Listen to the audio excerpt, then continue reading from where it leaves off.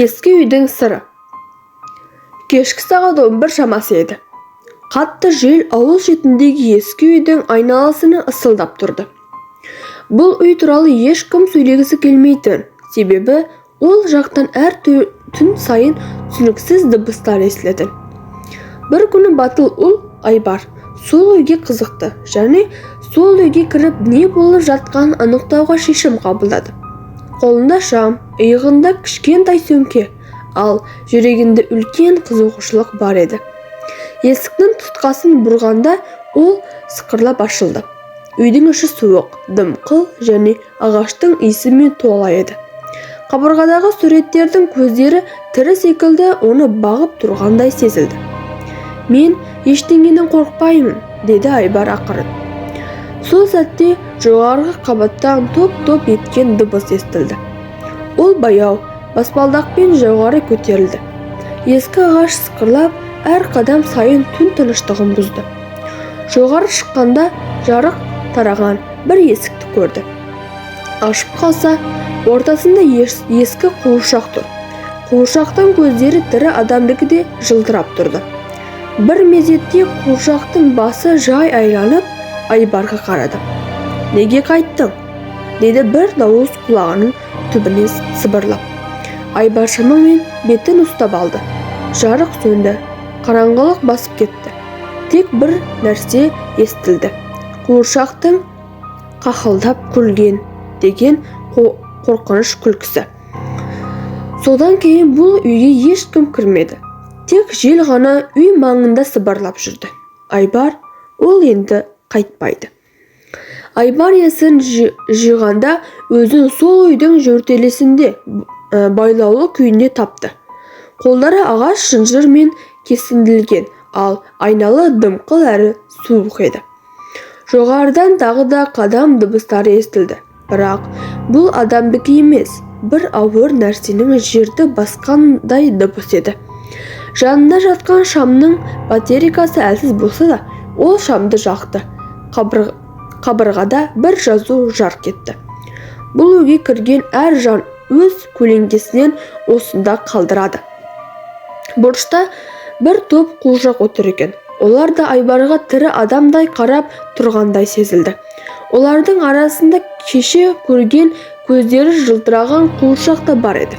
«Саған не керек?» деді Айбар дірілдеп. Сол сәтте қуыршақтар қозғала бастады. Бірінің аузы ашылып сыбыр естілді. «Біз үйдің көлеңкесіміз. Сен де көлеңке боласың». Айбар қорыққанынан жан-жағына қарады. Сонда ол өзінің көлеңкесі жоғалғанын байқады. Жүрегі дүрсілдеп ол шынжырды жұлып алды. Жертөледен жүгіріп шығып есікке ұмтылды. Бірақ есік жабық.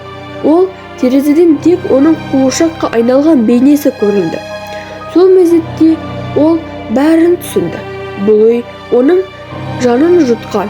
Енді ол да сол үйдің көлеңкесіне айналған еді. Сыртта тек жел сыбырлады.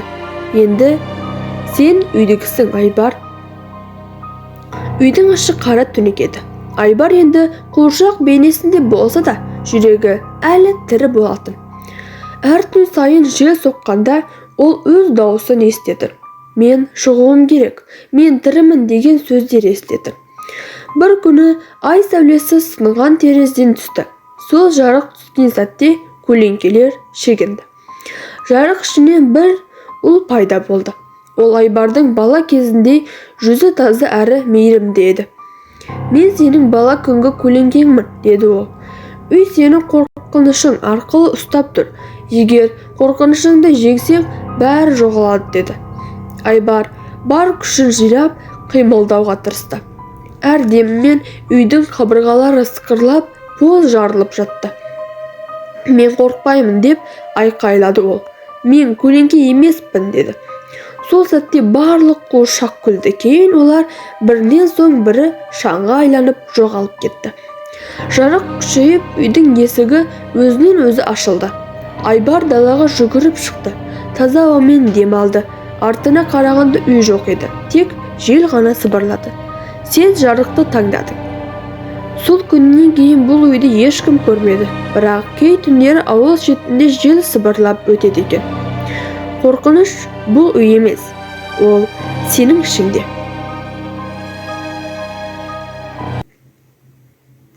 Ал достар, енді бұл не аты? Ескі үйдің сыры.